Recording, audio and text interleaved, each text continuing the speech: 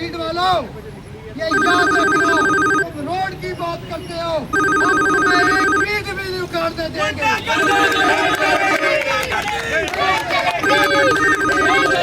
अभी तो हमारा मुजाहरा पूरा बना है, हमने ट्रैफिक भी ब्लॉक नहीं की, हमने किसी को तंग नहीं किया, हम पुरअमन एहतजाज करते हुए यहाँ पहुँचे हैं। अगर किसी ने आइंदा हमारे इलाके में गुंडागर्दी की या बदमाशी की तो फिर हम ये गारंटी नहीं दे सकते कि हम पुरअमन रहेंगे। हम अपनी ईंट नहीं, हम अटकाल की ईंट से ईंट बजा देंगे। ये हमारा एहतजाजी मुजाहरा आज यहाँ पे है। इंशाअल्लाह ताला अगला एहतजाजी मुजाहरा, अगला धरना मैं यहाँ पे ऐलान करता हूँ कि हम अगला धरना, अगर हमारे मुतालबात पूरे ना हुए तो हम अगला धरना अटकाल रिफाइनरी के गेट के ऊपर जाके देंगे।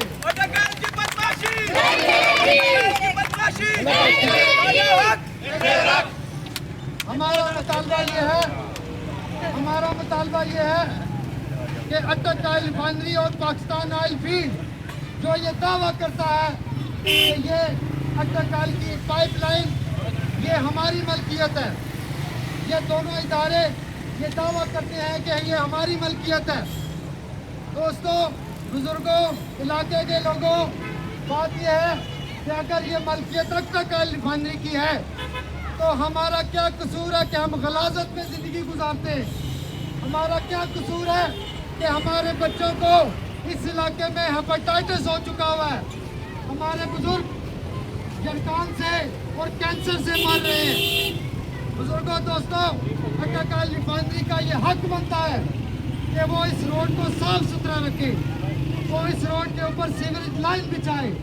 वो इस रोड के ऊपर टफ्ताल लगाए, इसलिए कि वो अरबों डॉलर यहाँ से कमा रहे हैं। हम उनसे भीख नहीं मांग रहे, हम उनसे अपील नहीं कर रहे, हम अपना हक मांग रहे हैं।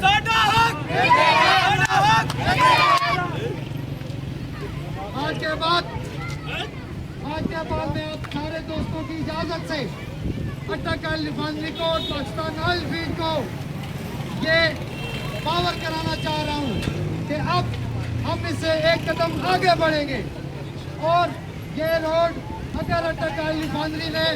और पाकिस्तान ऑयल फील्ड ने कोई मुस्बत जवाब न दिया तो हम इंशाअल्लाह ताला बहुत जल्द ऐलान करेंगे अपनी तारीख का, अपने इलाके से, अपनी पार्टी से, अपने दोस्तों से मशवरा करके हम एक डेट देंगे और उस डेट पे गेट के ऊपर धरना देंगे और उस वक्त तक धरना देंगे जब तक हमारे मुतालबात